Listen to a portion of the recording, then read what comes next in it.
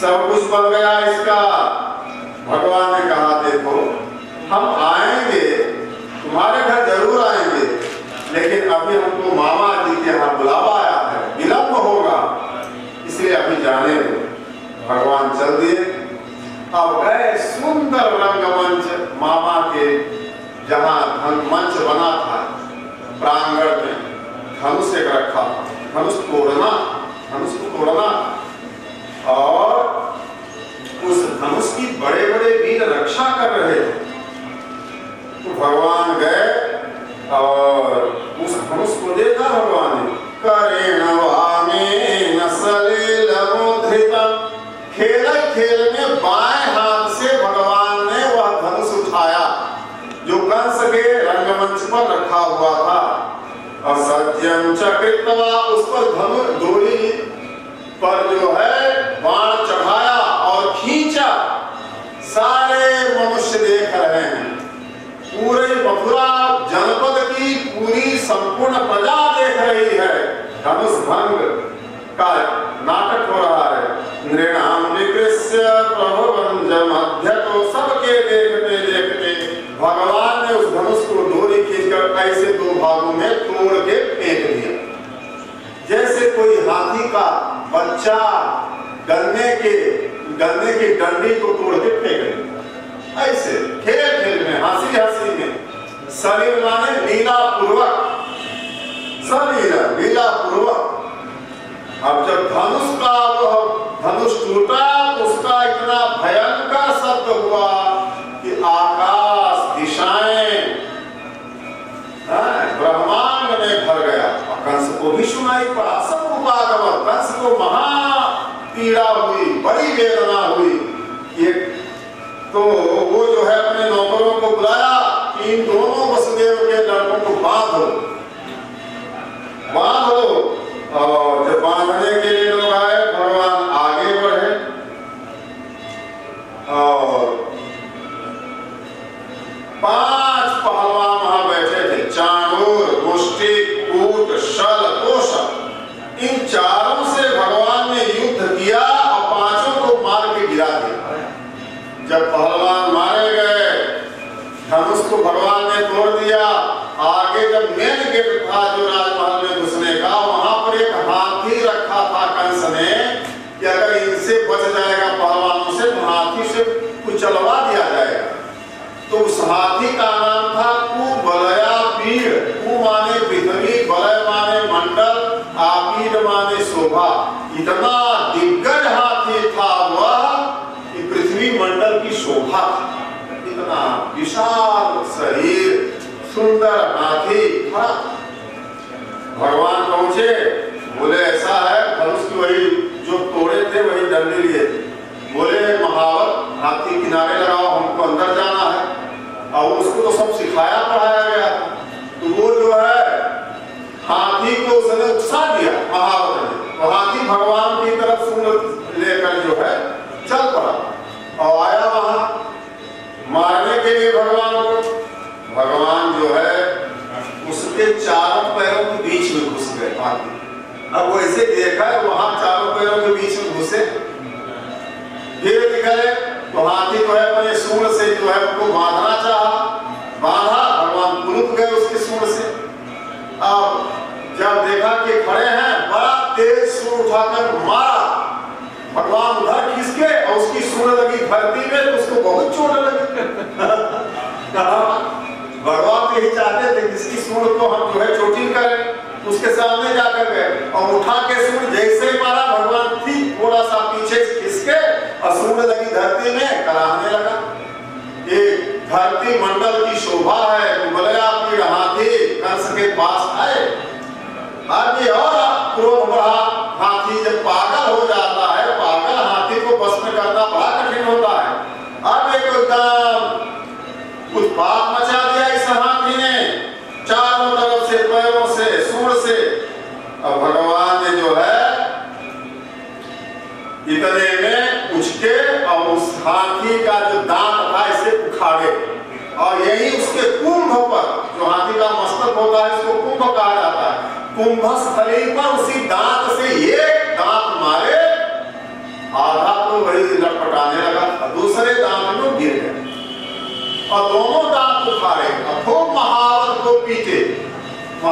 भी काम तमाम हो गया, हाथी भी मर गया, इतना खून बहा कि वो खून की बूंदें भगवान के सुंदर मुख माथे पर आ गई, उनकी शोभा और बढ़ गई।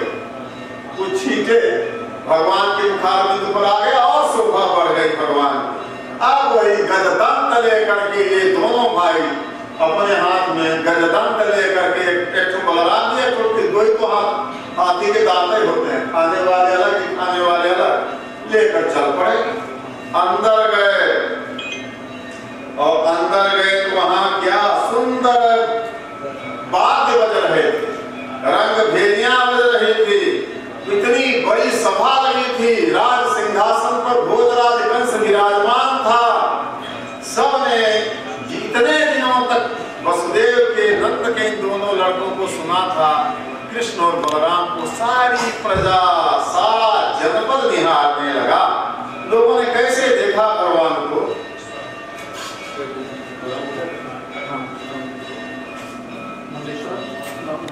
मल्लानाम समीर नृणाम नरवरा स्त्रीणाम स्मरो मूर्तिमाम गोपानाम स्वजनो सताम क्षितिभुजाम सहस्रास पितरो शिशु मृत्युर्भोजपतिर्विराट विदुषाम तत्त्वं परम योगिनाम वृष्णीनां परदेवते विविदितो रंगं गतः साग्रजः। वहाँ बड़े बड़े पहलवान बैठे थे, उन्होंने उनको भगवान कृष्ण क्या दिखाई पड़े, वज्र है, वज्र ऐसे पहलवानों को दिखाई पड़े और मनुष्यों को दिखाई पड़े कि श्रेष्ठ मनुष्यों में ये शिरोमणि है, शिखामणि है, और स्त्रियों को साक्षात कामदेव की शोभा को धारण करने वाले दिखाई पड़े। गोपानाम स्वजना, गोप लोग भी बैठे थे, उनको तो अपना आत्मीय परिवार के बंधु दिखाई पड़े। असताम क्षितिभुजाम, और दुष्टों को भगवान दंड देने वाले राजा की तरह दिखाई पड़े। वसुदेव देवकी भी वहीं बंद थे कारागार से, वो भी देख रहे थे, उनको अपना छोटा सा बच्चा दिखाई पड़े। कृष्ण मृत्युर्भोजपते, भोजपति कंस को साक्षात कृष्ण मृत्यु के रूप में दिखाई पड़ रहे हैं।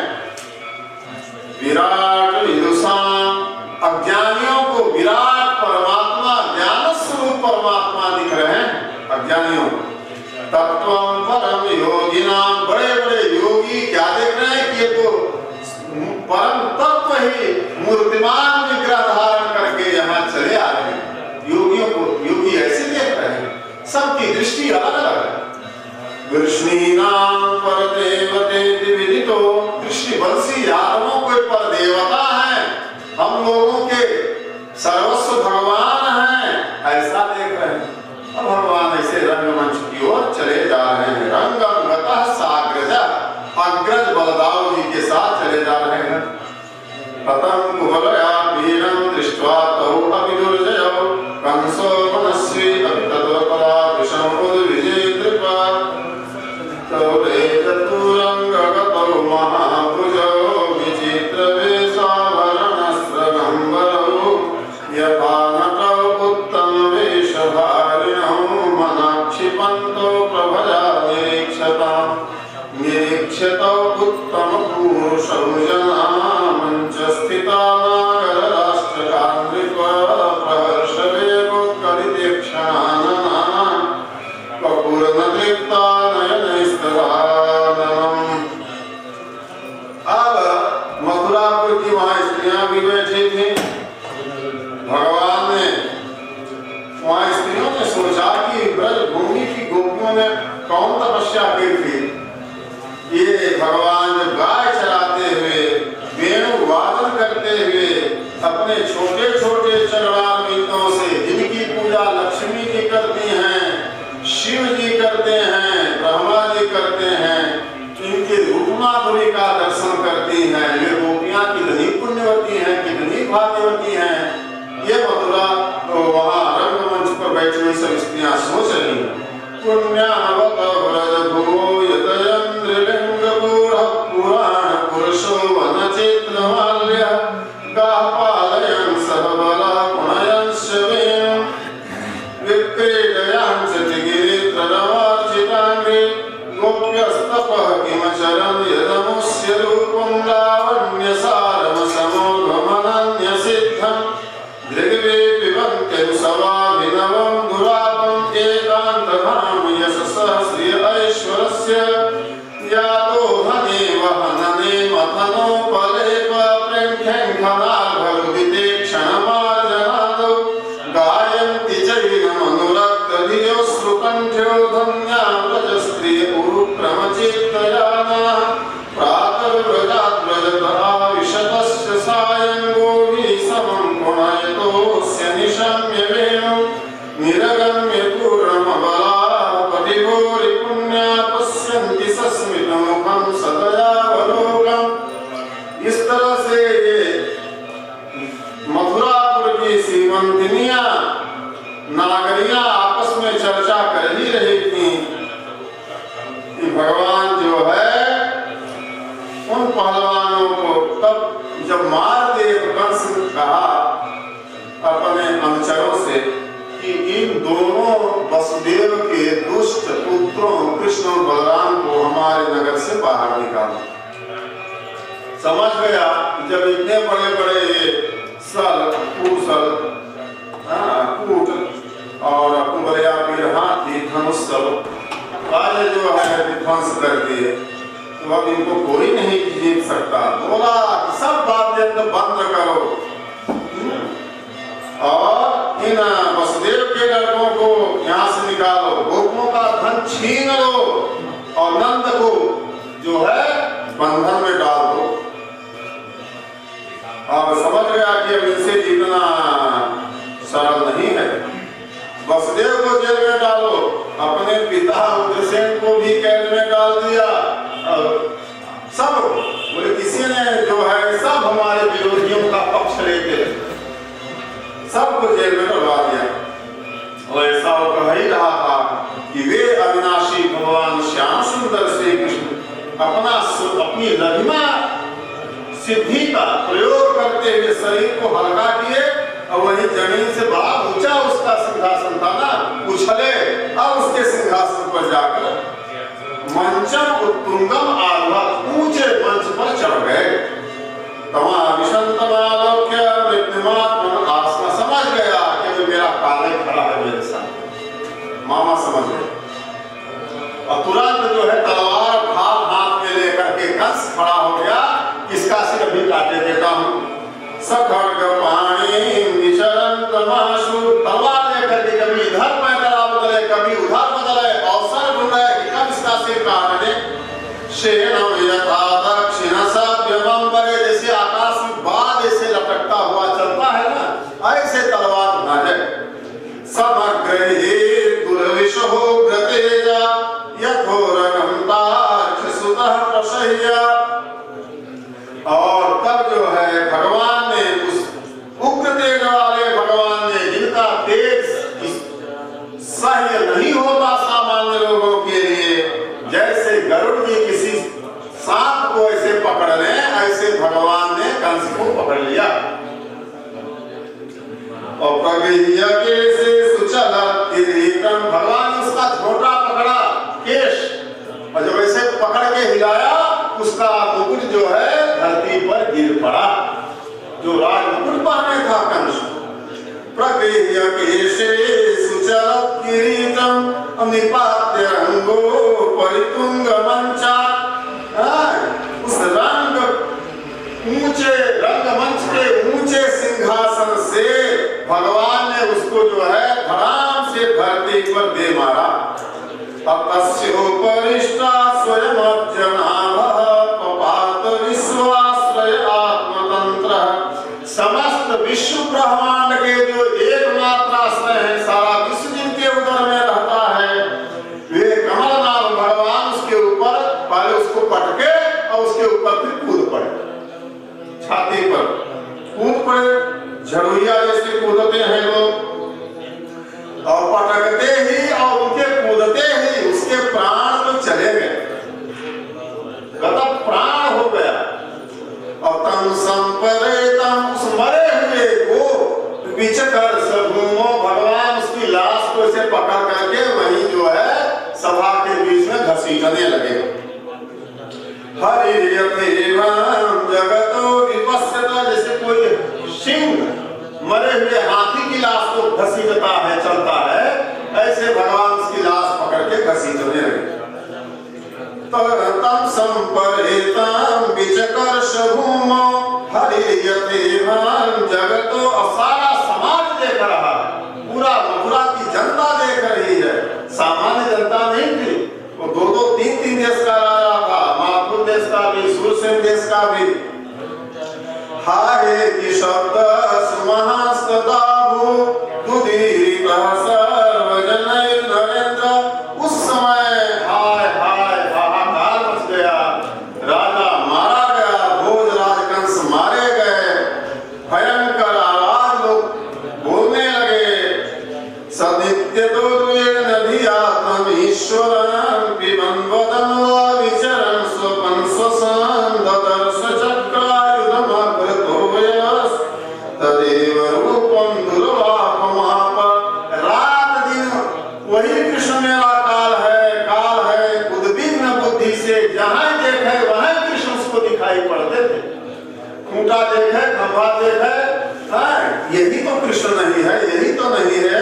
जब बोले तो कृष्ण, पिए तो भी कृष्ण की चिंता। रात दिन उस सच्चिदानंद भगवान सर्वेश्वर सर्वाधिष्ठान सर्वशक्तिमान में उसका ध्यान वैर भाव से ही सही, लेकिन उसका चित्त रात दिन उन्हीं में लगा रहता था। इसलिए उन्हीं चक्रधारी श्री कृष्ण को उसकी आंखों में और कुछ नहीं दिखाई पड़ता। जैसे कामी को हर वस्तु में काम दिखाई पड़ता है, लोभी को लोभ दिखाई पड़ता है, मोह ग्रस्त को मोह दिखाई पड़ता है, ऐसे उसको चक्र धारण करने वाले भगवान रात दिन दिखाई पड़ते थे। इसलिए वो जो है भगवान के उस दुर्लभ स्वरूप को प्राप्त कर गया। उन्हीं में तन्मयता थी, तल्लीनता थी, उसी को सोचता था, तो भले ही मैं भाव से सोचता था, लेकिन उन्हीं में समा गए, मुक्त हो गए, पाप ताप संताप बंधन से रहित हो गया। तस्यानुजा भ्रातुरुष्टौ कंपिनिक्रोधकादयः अभ्युधावन् अभिक्रुद्धा भ्रातुर्निर्वेशकाय। 8 भाई थे इसके कंस के। जब भाई कंस मारा गया, ये सब जो है लड़ने के लिए कृष्ण बलराम के पास अस्त्र शस्त्र उठाकर आए। बलदाऊ जी ने अपने हल से, मूसल से, परिघ से सबको पीट पाट के बराबर कर दिया। अब तो कंस मारा गया, त्रिलोकी में थोड़ा जो है त्रिलोकी निर्भय हुई, भय दूर हुआ, आकाश में दुंदुभी बजने लगी, ब्रह्मा विष्णु इत्यादि समस्त देवतागण पुष्प विकीर्ण करने लगे, प्रशंसा करने लगे, स्तुति करने लगे, गंधर्विनियां गाने लगी, नर्तनियां नाचने लगी। अब जो है कंस मारा गया, उसकी लाश का दुर्गति कर दिया भगवान ने। उसी लाश के पास आकर कंस की रानियां रोने धोने लगी, विलाप करने लगी, कहने लगी कि आपको पतिदेव आप चले गए, यह नगरी विधवा हो गई और सारे मंगल समाप्त हो गए। अनागसाम तुम भूतानाम, आपने निरपराध निर्दोष प्राणियों से हमेशा बैर किया, निरपराध निर्दोष लोगों से आपने जो है शत्रुता कमाई, उन पर भयंकर द्वेष किया सबसे। तेन इमाम हो दशाम नेता, इसी आप यह दुर्दशा हुई। रानियां कह रही भूत ध्रुव को लभेत सम, जो प्राणियों से एकदम दिन भर बैर करता है, द्वेष करता है, उसको शांति कहाँ?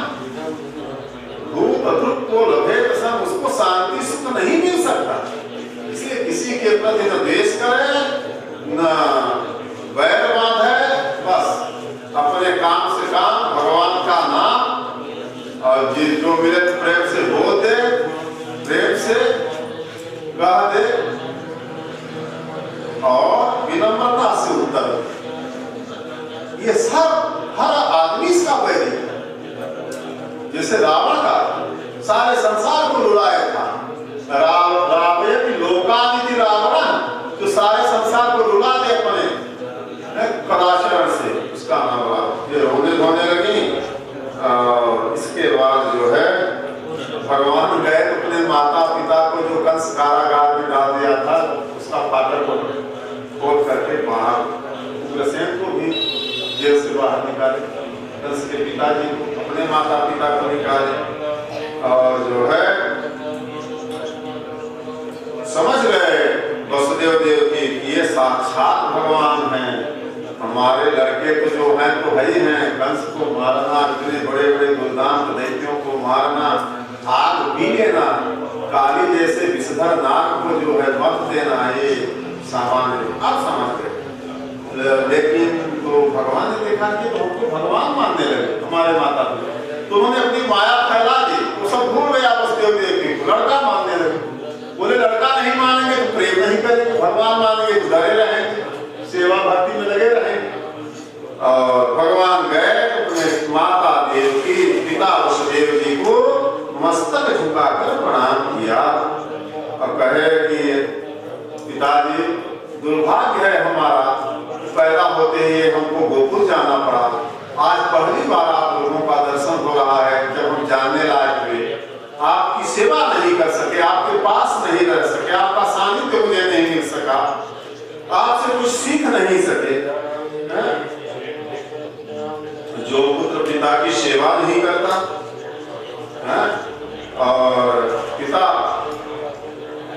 को भोजन पानी नहीं देता, वो अपना मांस खाता है, माता पिता को बिना खिलाए जो खा लेता है अपना मांस खाता है। स्व मांसम खादयन्ति, मातरम माता की, पितरम पिता की, वृद्धम बूढ़े की, भार्यान पत्नी की, साध्वी औरत की, पुत्र की, छोटे बच्चे शिशु की, अपने गुरु की, ब्राह्मण की, और जो शरण में आया है उसकी, उनकी, इन लोगों की जो सेवा सहयोग सहायता नहीं करता, वो जीते हुए ही मरा। ये भगवान कह रहे हैं अपने पिताजी से। तो मातरम पितरम वृद्धम भार्यां सात्वीं सुतं शिशुं गुरुं विप्रं प्रपन्नं च कल्पो बिभ्रत्सु संवृतः। सांस भले ले रहा है, तो लोहार की धोखनी की सांस है, तो मरा हुआ है, उसका कोई मतलब नहीं। इसके बाद देवकी वसुदेव ने अपने बच्चों को छाती से चिपका लिया, आलिंगन किया, आंसू बहने लगे और इसके बाद भगवान को भेज दिया उज्जैन में सांदीपनी गुरु के आश्रम में। वहाँ जो है उनका यज्ञोपवीत संस्कार हुआ, गायत्री मंत्र की दीक्षा दी और महाराज सांदीपनी ने 64 दिन में 64 कलाओं की विद्या सिखा दिया। और जब पढ़ लिख चुके ये दोनों, वेद पुराण वशिष्ठ बखाना ही सुना ही राम जद्यपि सब जाने, भगवान सब जानते थे, पर भाई कि संसार के लोग देखें कि गुरु से ही पढ़ना चाहिए, गुरु के पास जाना चाहिए, इसलिए गए। और जब पढ़ लिख चुके तो अपने गुरु सांदीपनी से बोले कि गुरु दक्षिणा मांग लीजिए।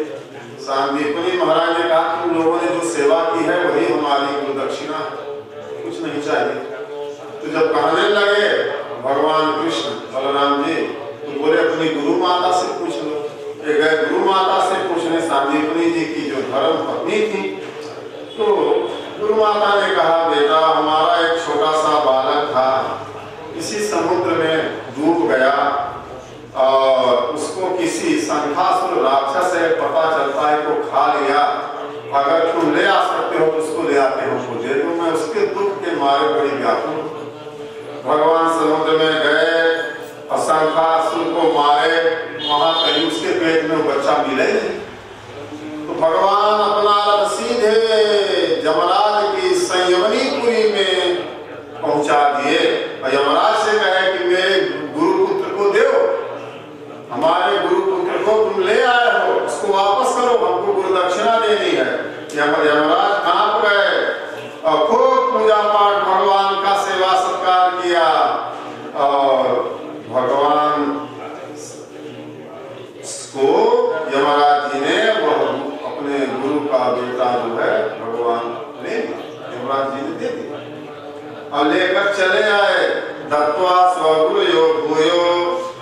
गुरुदेव को समर्पित कर दिए।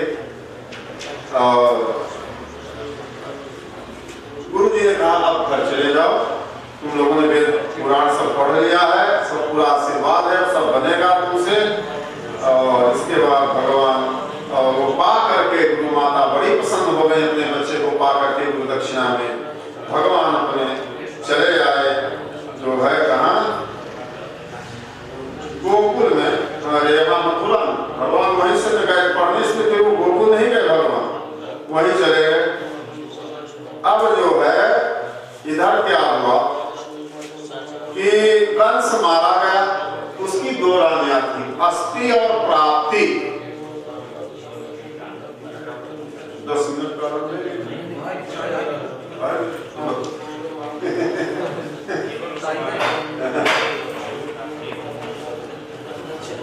प्राप्ति। अस्ति क्या है? अस्ति माने जो है संपत्ति, वैभव, वो रहा है। और प्राप्ति माने और मिलता चला जाए। यही तो कंस की बुद्धि रूपी, वृत्ति रूपी रानियां हैं। कंस माने होता है हिंसा करना, हिंसते इति कंस, जो लोगों की हिंसा कर। कंस शब्द का जो अर्थ है वो यही है कि जो हिंसा करे, लोगों को सतावे, पीड़ा दे, आतताईपन करे, उसका नाम कंस। और जो हिंसक होता है वह उसकी वृत्ति लोभी ही होती है। इसीलिए प्राप्ति नाम की जो रानी है वो लोभ है। और जो अस्ति नाम की रानी है वह जो है कंजूसी है, कि खर्च ना हो, बस बना रहे, खर्च ना हो, बना रहे, और लोभ मतलब और मिलता चला जाए, बिल्कुल मिलता चला जाए। यही कंस की दो रानियों के नाम हैं। कंस और उसकी दो रानियां, पत्नियां, अस्ति और प्राप्ति। ये कौन है? ये भोजराज, ये मगधराज जरासंध की दोनों पुत्रियां हैं। अब मगधराज जरासंध का दामाद है कंस। मगध माने बिहार स्टेट, बिहार में मगध है, वहां की ये लड़कियां हैं, दोनों कन्याएं जो कंस को ब्याही गई थी यूपी में, मथुरा में। अब ये क्या करें? पति नहीं रहे, विधवा हो गई। श्री शुकुवाच अस्ति प्राप्तिश्च कंसस्य महिष्यौ भरतर्षभ मृते भरतरि दुःखारते ईय कुष्मा पितुर्गृहान्। ये दोनों कंस की महिषी राज रानियां कि पति के मर जाने से दुखी होकर के अपने पिता के घर चली गई मगध देश में।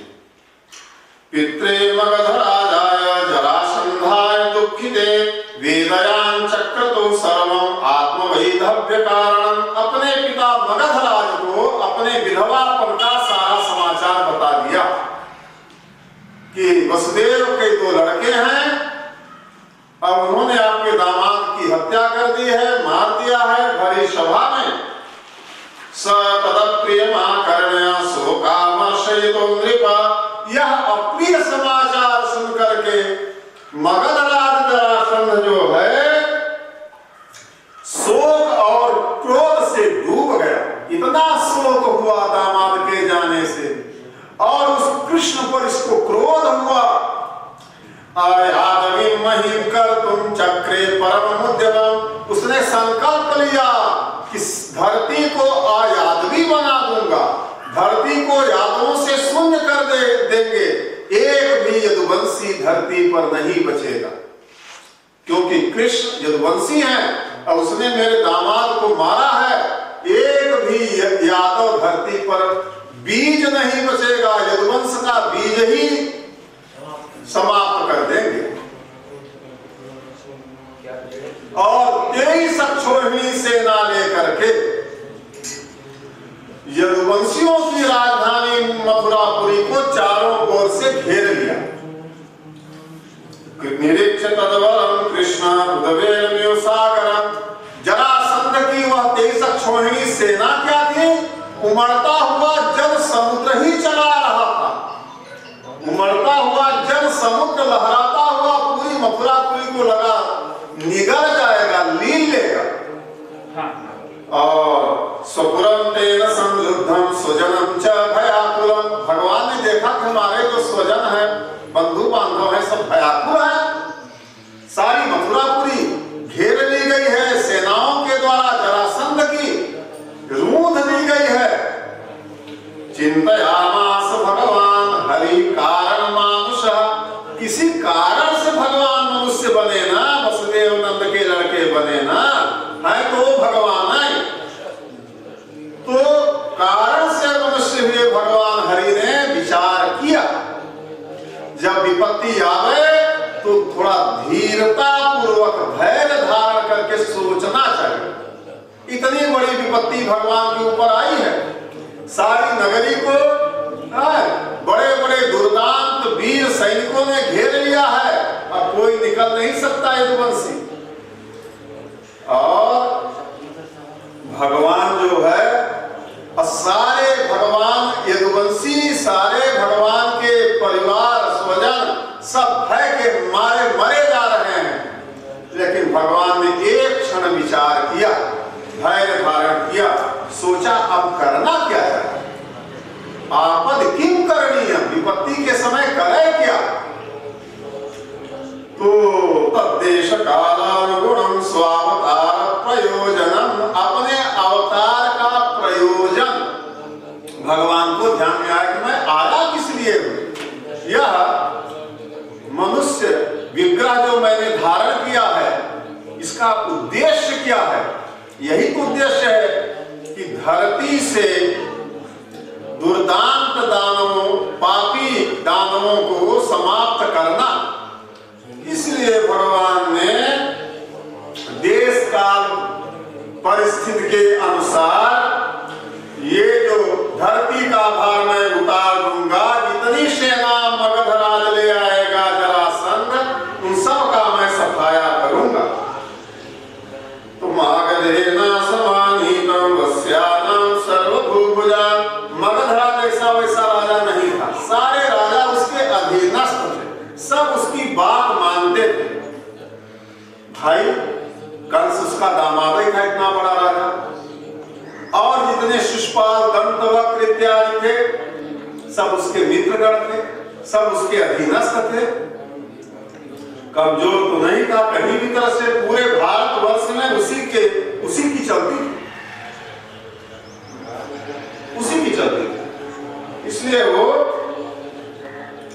सोचे कि इसकी सेना भर को हम मारेंगे, मगधराज को नहीं मारेंगे, तो ये दोबारा तिबारा चौबारा सेनाएं लेकर आता जाएगा। अब हम सेनाओं का सफाया करते जाएंगे, धरती से पापियों का उन्मूलन होता चला जाएगा और मेरे अवतार का प्रयोजन सिद्ध हो जाएगा।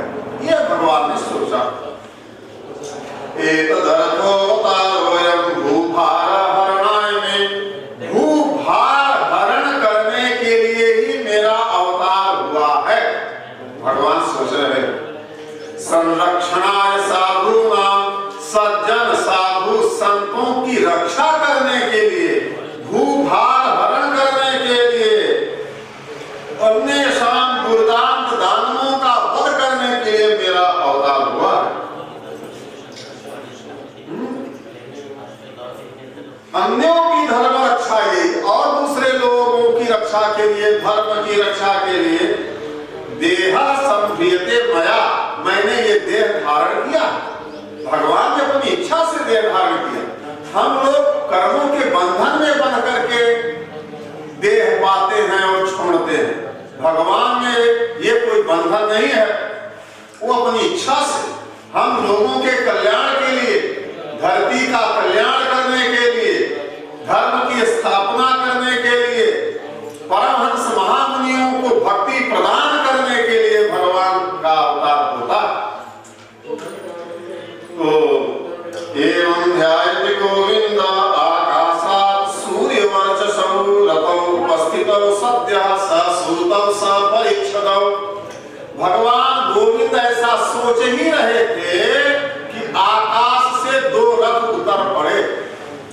सश्रुतौ, उसमें 2 सारथी अलग अलग रथों में बैठे थे। परीक्षतौ, और युद्ध की सारी सामग्री उस रथ में रखी गई। अब 2 सारथी बैठे, अपने आप आकाश से 2 रथ उतर आए। आयुधानि च दिव्यानि पुराणानि यदृच्छया, दिव्य दिव्य आयुध अस्त्र शस्त्र रखे थे बड़े। और उन रथों को देख करके भगवान श्याम सुंदर श्री कृष्ण अपने अग्रज बलदाऊ जी से बोले कि पश्य आर्य, अरे भैया देखिए, व्यसनम प्राप्तम, बड़ी विपत्ति आ गई, बड़ी विपत्ति आ गई। और यदुगुणाम त्वावताम प्रभो, और हम दोनों ही यदुवंशियों की रक्षा करने वाले हैं, तीसरा है भी नहीं कोई। एसते रथ आयातो दैतान्य युधानि च, ये 2 रथ आ गए हैं और आपके जो प्रिय आयुध हैं, प्रिय आयुध हल और मूसल, ये दोनों रखे हैं, आप इस रथ पर सवार हो जाए।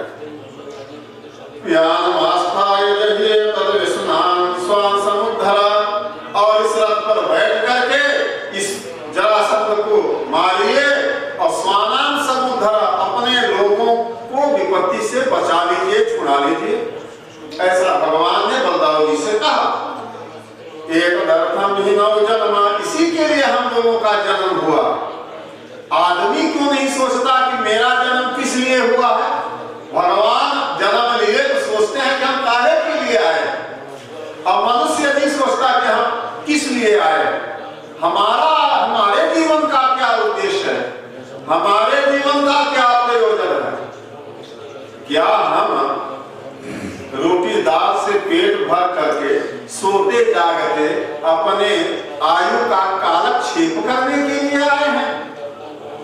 नहीं, हम जिन विपत्तियों से घिरे हैं और उन विपत्तियों को छोड़ने के लिए और आनंद की प्राप्ति के लिए जिस पैसे को कमाना चाहते हैं, जिस पद को प्राप्त करना चाहते हैं, जिस वैभव संपत्ति को इकट्ठा करना चाहते हैं, उससे सुख और आनंद नहीं मिलता। इस बात की गारंटी है। संसार का कोई भी ऐसा भोग, संसार का कोई भी ऐसी वस्तु नहीं है जो मनुष्य को दुख से छुड़ा करके सुख प्रदान कर सके। ऐसी कोई वस्तु नहीं है संसार। ना पैसा, ना रुपया, ना पद, ना प्रतिष्ठा, ना पुत्र, ना पत्नी, ना संपत्ति, ना राज्य। अरे सुख तो अपने भीतर, अपनी ही आत्मा में है। एक कुत्ता है, हड्डी पाया, चूसने लगा, और चूसते चूसते उसकी खीस घिस गई और उसके मुख का खून निकलने लगा। अब वह उसी खून को चाट रहा है, जीभ से रसा स्वादन कर रहा है, सोचता है ये हड्डी का स्वाद है तो उसी के मुख का खून, उसी के खीस का खून है, रक्त है, और स्वयं चूस रहा है और सोचता क्या है कि हड्डी का स्वाद है। हड्डी का स्वाद नहीं है, हड्डी तो खीस में घिसी और खीस से खून निकला और उसी को चूसा। उसको भ्रम है, भ्रांति है, अज्ञान में है कि ये हड्डी का स्वाद हम ले रहे हैं। ये स्वाद हड्डी का है, हड्डी का स्वाद नहीं। स्वाद है उसके स्वयं के रक्त का, कुत्ते के। सोचता है हड्डी का स्वाद है।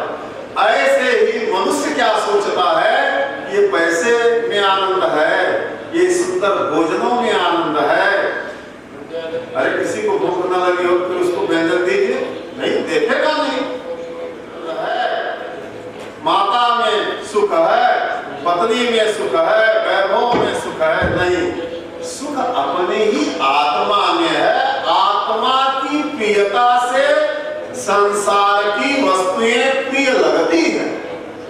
वही पुत्र जब गाली देने लगे, मदिरा पान करके उन्मत्त होकर के पिता माता को गाली गलौज तो माता पिता उसको जेल भिजवा देते हैं। अब पुत्र से प्रेम नहीं है, पुत्र से आनंद नहीं मिल रहा है। क्यों? क्योंकि आत्मा को अच्छा नहीं लगता। तो आत्मा को जो चीज, आत्मा माने समझिए अपनापन, अपना आपा ही अपनी आत्मा है। वो तो केवल प्रकाश मात्र है, चेतन मात्र है, अनुभूति गम्य है, केवल प्रकाश, केवल ज्योति होती है। आत्मा में ज्योति प्रकाश, इसके अलावा कुछ आत्मा का कोई स्वरूप नहीं होता, कोई स्वरूप नहीं होता है। बिल्कुल बताया दे रहे हैं, इस शरीर में प्रकाश है, प्रकाश की एक बिंदु है और वही आत्मा कहलाती है। तो वो उस वही आत्मा अपना स्वरूप है, अपना आपा है। मैं, जिसको हम लोग मैं कहते हैं, अहम कहते हैं, वही आत्मा को ही कहा जाता है। जो चिन्ह मात्र है, जो प्रकाश मात्र है, जो चेतन है, बस वही। उसको जब हमको कोई चीज आप उसको अच्छी नहीं लगती तो हटा देता है। और आत्मा को जो चीज, ये हमको बहुत अच्छे लगते हैं, और इनसे हमको कष्ट होने लगे तो फिर हमारी आत्मा को अच्छे नहीं लगे। तो संसार में जो कुछ भी भैया प्रिय लगता है, जो कुछ भी पसंद आता है, जो कुछ भी रुचिकर लगता है, जिसको हम इकट्ठा करते हैं वो हमारी आत्मा को अच्छा लगता है, केवल और केवल इसीलिए। अगर वह मकान लोग बनाते हैं, फिर परेशान होते हैं, कोई बीमार हुआ तो की हुआ, कहने लगते हैं एक्सीडेंट हो गया, ये घर वाई तो नहीं खराब है, इसमें वास्तु दोष तो नहीं है। तो अब वो घर आत्मा को अच्छा नहीं लगता, घर बेच दिया, दूसरा खरीद लिया। इतने मेहनत से बनाया हुआ घर बेच देते हैं, पत्नियों का त्याग कर देते हैं, पतियों का त्याग कर देते हैं, पुत्र धन संपत्तियों का त्याग कर देते हैं, क्योंकि आत्मा को प्रिय नहीं लगे।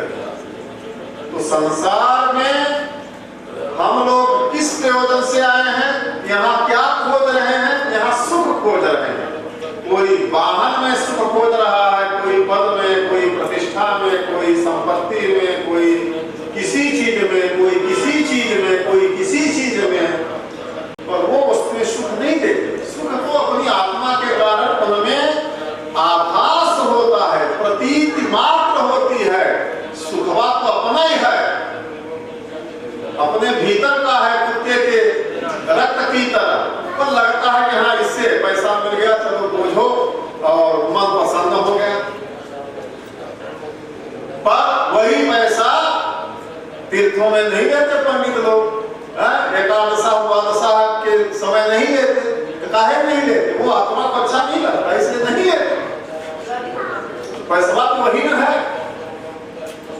तो ऐसी स्थिति में जिन वस्तुओं के कारण से हम सुख इकट्ठा करना चाहते हैं, आनंद चाहते हैं, कोई दुख नहीं चाहता है संसार। और जो कुछ पाना चाहता है वो तो सुख के लिए पाना चाहता है। पुत्र के लिए कमा रहा है तो उसकी आत्मा को सुख होगा कि हमारे पुत्र के पास भरा पड़ा। तो है तो मूलतः अपनी आत्मा का ही सुख। आत्मनस्तु कामाय सर्वं प्रियं भवत्। वेद कहता है, उपनिषद घोष कहता है कि आत्मा की प्रियता से संसार की वस्तुएं प्रिय लगती हैं।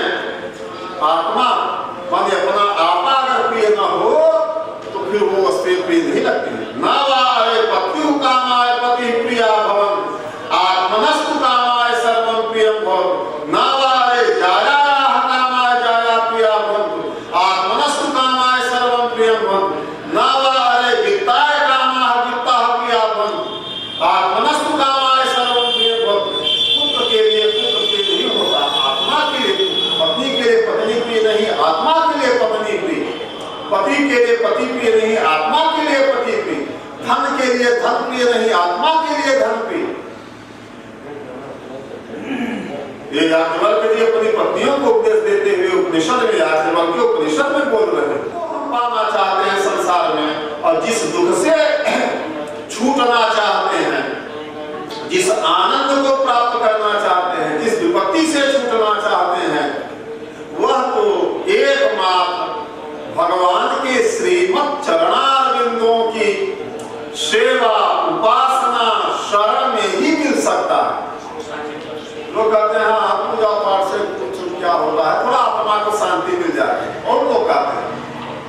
मिलती तो है, तुमको ये अनुभव होता है, तो बड़ी बात है। किसी को पूजा पाठ से शांति सुख मिले और उसको ये अनुभूति भी हो तो कितनी बड़ी बात है, बताइए।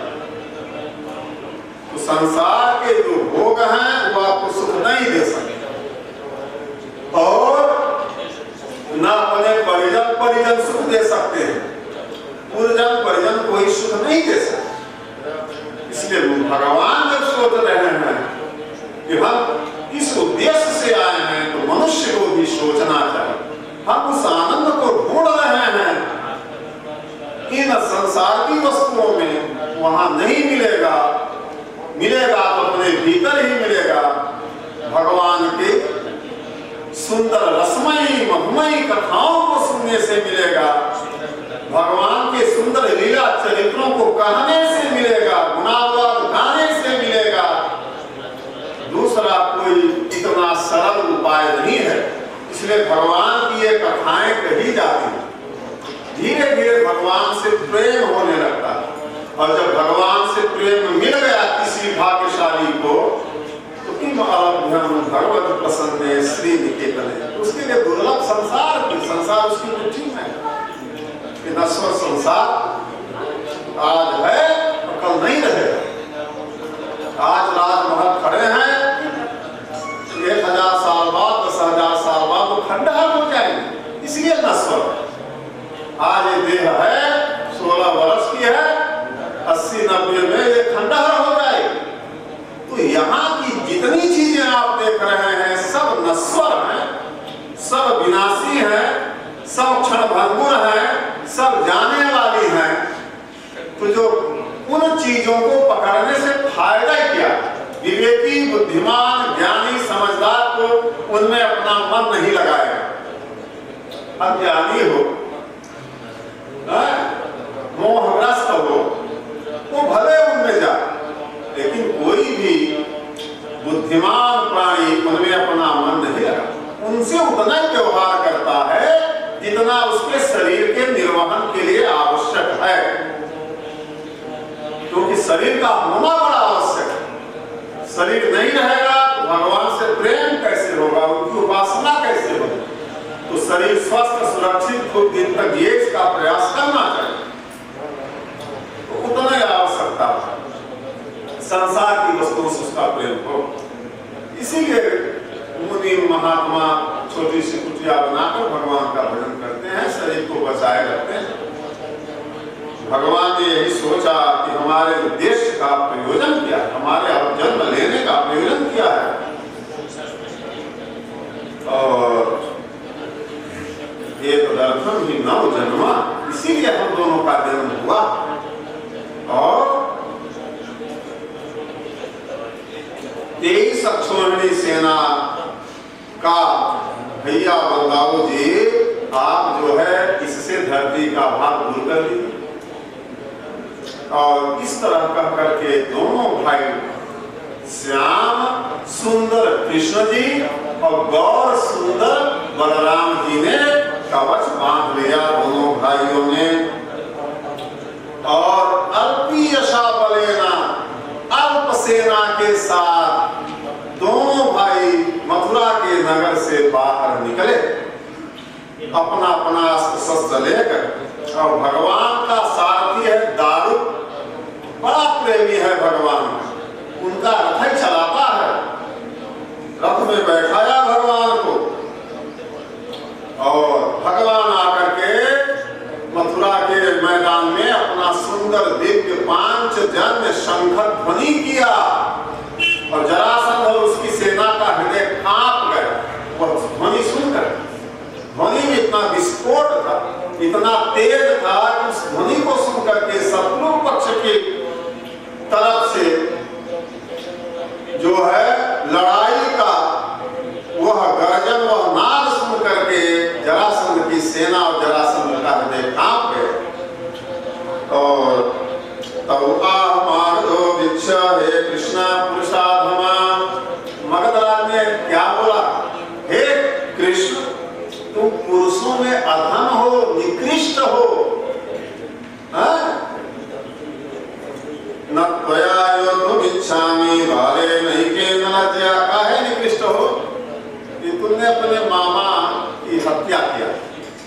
कोई काम करता नहीं कोई व्यक्ति मामा को मारे, ऐसा कोई व्यक्ति नहीं करता। इसलिए तुम पुरुषों में अधम हो, निकृष्ट हो। न तो युद्ध इच्छामी बारे देखे न लज्जा। तुम एक बच्चे हो, अपने बांधव के हत्यारे हो, तुमसे लड़ने में हमको लज्जा आती है। कोई वीर हो तो मैं उससे युद्ध करूं, जोड़ी वाला हो तो उससे युद्ध करूं। गुप्ते नहीं तो या मंदाना युद्ध से आए बंधुआन, तू अपने बंधु का हत्यारा है और बड़े कपटपूर्ण व्यवहार करके तुमने अपने मामा की हत्या की। तब राम ने श्रद्धा युद्धस्व धैर्यमुद्भव। राम माने बलराम जी, आप में अगर श्रद्धा हो तो धैर्य धारण करो, हमसे युद्ध करो, मैं तुमसे युद्ध करने के लिए तैयार हूं। या तुम मुझको मारो या मेरे बाणों से छिन्न भिन्न होकर के और युद्ध भूमि में मर करके तुम स्वर्ग प्राप्त करो। दो ही बात हो सकती है, या तुम मुझको मार दो या तुम मर जाओ और स्वर्ग प्राप्त करो।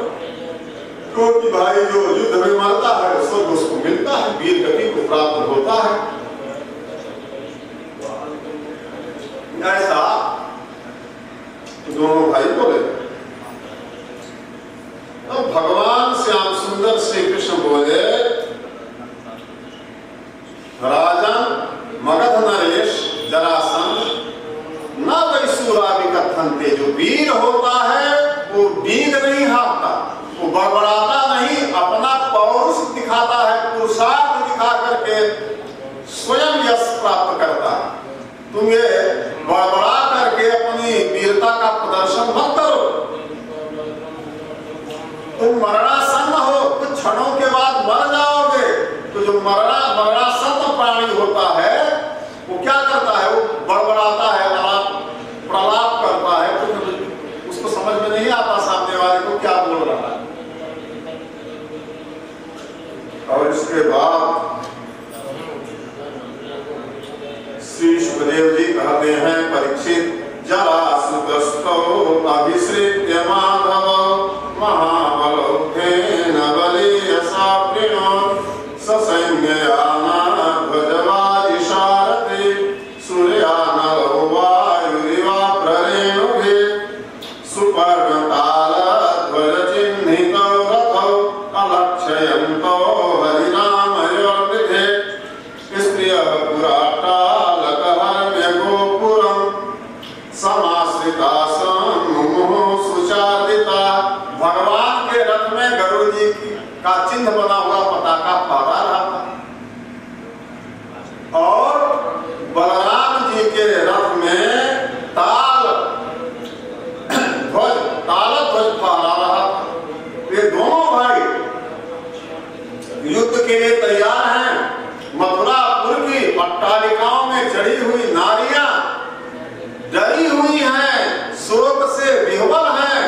कहाँ ये दोनों सुकुमार किशोर बच्चे, कहाँ इतना बड़ा दुर्दांत राजा जरासंध, इतनी बड़ी इसकी सेना, अल्पी सी सेना थी भगवान की, बहुत छोटी, उनके पास उतनी बड़ी सेना नहीं। तो भगवान को मानती थी, इसलिए भगवान कैसे लड़ेंगे और कैसे जीतेंगे, कहीं मारे न जाए इसके द्वारा।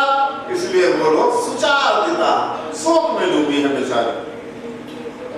और इसके बाद तो भगवान ने अपना बाण वर्षा करना शुरू कर दिया।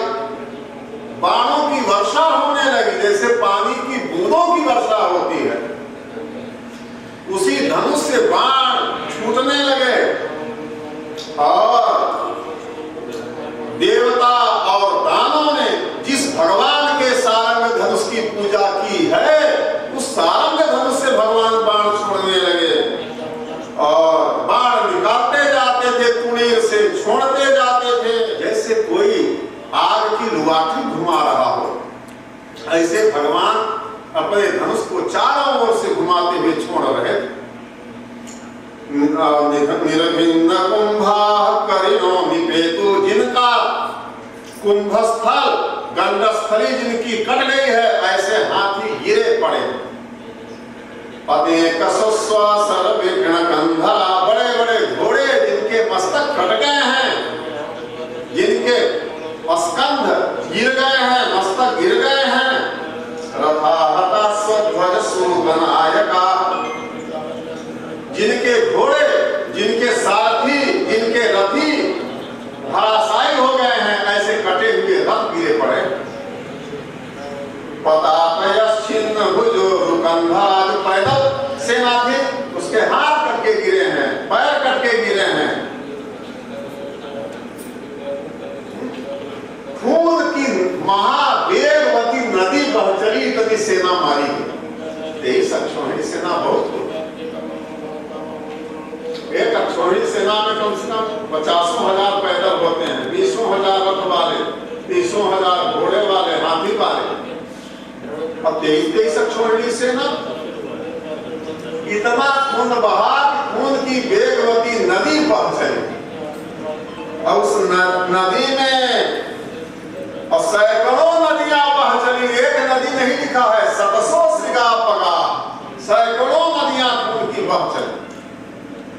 और उसमें जो लोगों के हाथ, वीरों के हाथ कट कट कर गिरे थे, लगता था कोई सर्प बहा चला जा रहा है, हाथ ऐसे दिखते थे।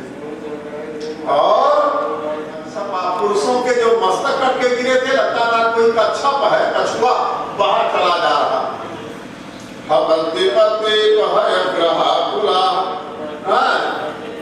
घोड़ों के कटे हुए मस्तक और शरीर ग्रामों की तरह दिखते थे।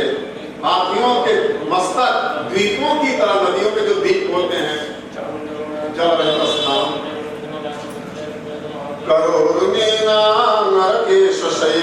हाथें और हाथ और पैर मछलियों की तरह दिख रहे हैं।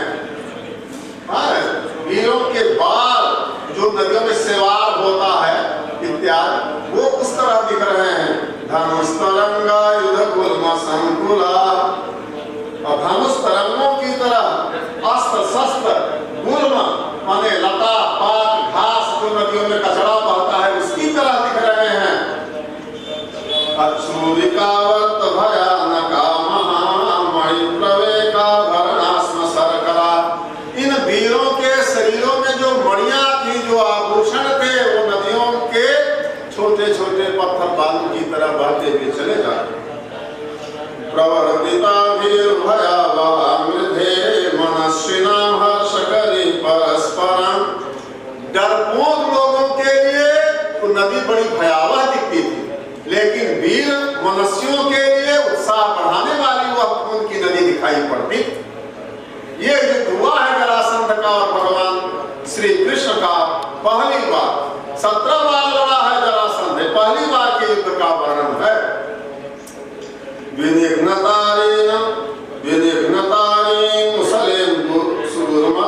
एक जब यहाँ आएंगे तो वहां चले जाएंगे, वहां फट से आगे कहा नारद जी कालेवन के पास। बोले तुम क्या है यहाँ बैठे हो? वो जो है मथुरा में पैदा हुआ है, चला गया रातों रात गोकुल में, सारे तुम्हारे मित्र बंधुओं भाइयों को मार दिया, सारे दैत्यों को। अब तुम यहाँ जो है बैठे हो घर में, जाओ उसका सफाया करो। अब ये जो है बोले उसको हमने देखा ही नहीं आज तक, पहचानेंगे कैसे? बता दिया सांवला सांवला सा है, अहीरों का बच्चा है, करियर है, बड़े बड़े घुंघराले बाल हैं, न कंघी है न तेल है, एक ठो पीतांबर पहनता है, छोटे छोटे हाथ पैर हैं, मुस्कुराता रहता है दिन भर, लोगों को आकर्षित खींचता रहता है, लूटता रहता है। यही उसका चिन्ह है, और क्या पहचान लोगे? उसको सब जानते हैं, किसी से पूछ लो बता देगा।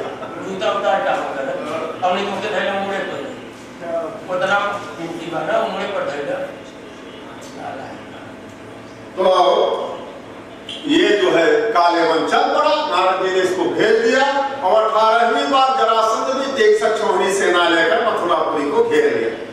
उधर से कालेवन सेना लेकर आ गया, 3 करोड़ मलेच्छों की सेना लेकर कालेवन आया और 23 अक्षौहिणी जरासंध लेकर आया है। दोनों तरफ से मथुरापुरी में दोनों भाई फंसे।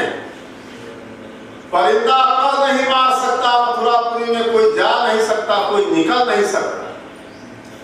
राष्ट्रपति प्रधानमंत्री में जैसे बड़े बड़े पुलिस लोग लगे रहते हैं, उससे भी ज्यादा। तो मथुरापुरी को रोध लिया इन लोगों ने सेनाओं से। और तम दृष्ट्वा चिंतयत कृष्ण संकर्षण सहायवान अहो यदूनां विजनं प्राप्तं हि उभयतो महत्। अरे यदुवंशियों पर तो दो तरफ से विपत्ति आ गई। बलदाऊ जी से कहने लगे भगवान कि दो तरफ से विपत्ति आ गई है, हम लोगों को क्या करना चाहिए। यवन होयत निरुंधेस्मान अद्यतावन महाबला। इधर से यवनराज काल यवन आ गया है, महाबलशाली 3 करोड़ मलेच्छों की सेना लेकर के।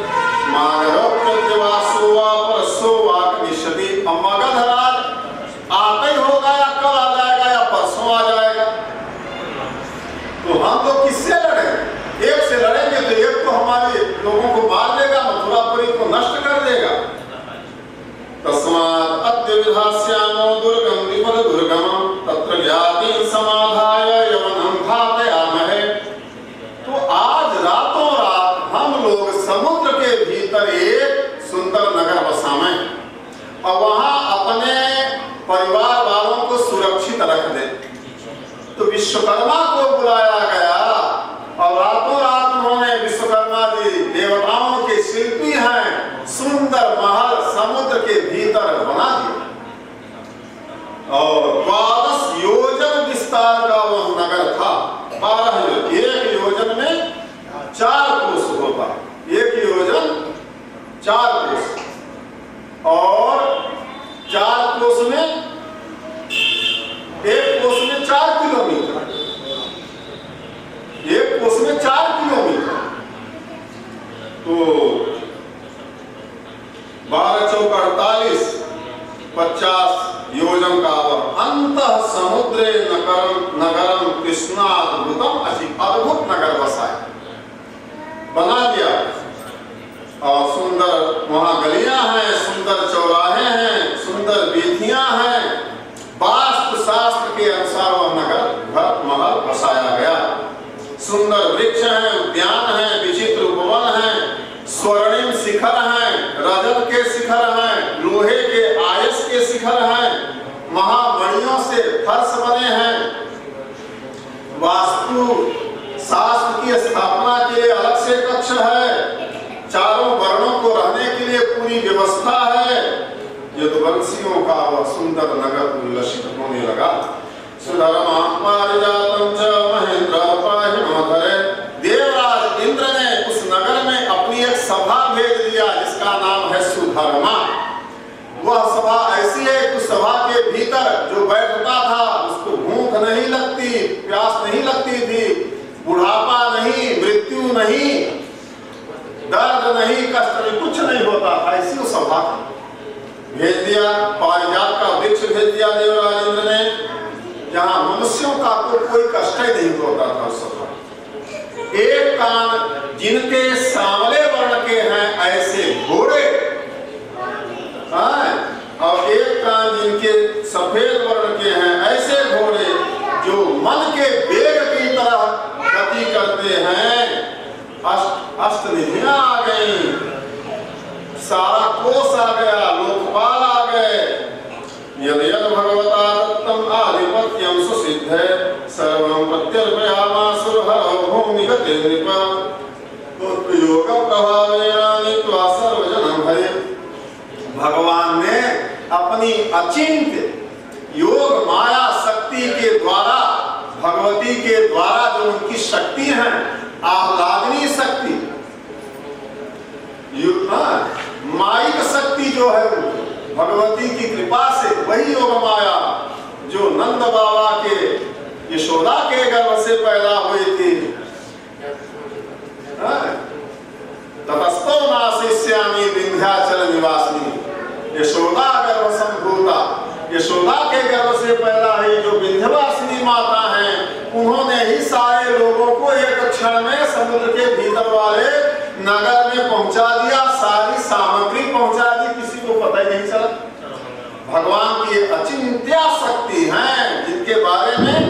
नहीं सोचा जा सकता, नहीं कहा जा सकता। और इसके बाद तो भगवान जो है अपने नगर, जब सब सुरक्षित हो गया, मथुरा से सब चले गए, समुद्र के भीतर रहने लगे, तो भगवान निरायुध, कोई हाथ में अस्त्र शस्त्र नहीं, निरायुध, और पैदल ही एक ठो वनमाला पहने थे, वही पहने हुए निकल पड़े। और ऐसे थे जैसे सूर्यास्त के समय पूर्णिमासी का चंद्रमा निकलता है, ऐसे निकले भगवान। दर्शनीयतमं श्यामं पीत कौसेयवाससं श्रीवत्स वक्ष संभाजत कौस्तुभा मुक्त कंधरं विधु दीर्घ चतुर्बाहुं, चतुर्भुज के भगवान।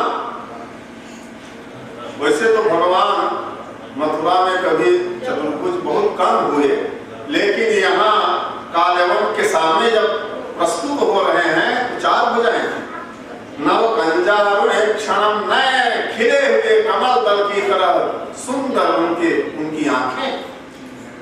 वक्षस्थल में श्री माने लक्ष्मी वत्स का चिन्ह, श्याम वर्ण पीला रेशमी पीतांबर पहने, नित्य प्रमुदितम श्रीमत्सु कपोलम सुचिस्मितम, सुंदर गाल कपोल, मुस्कुराते हुए भगवान, मुखारविंदम विभ्राणं स्फुरन् मकर कुंडलम, कानों में कुंडल जगमगा रहा है, कुंडलों की कांति से कपोल जो है कांतिमान हो रहे हैं, लगता है कुंडल आरती उतार रहे हैं।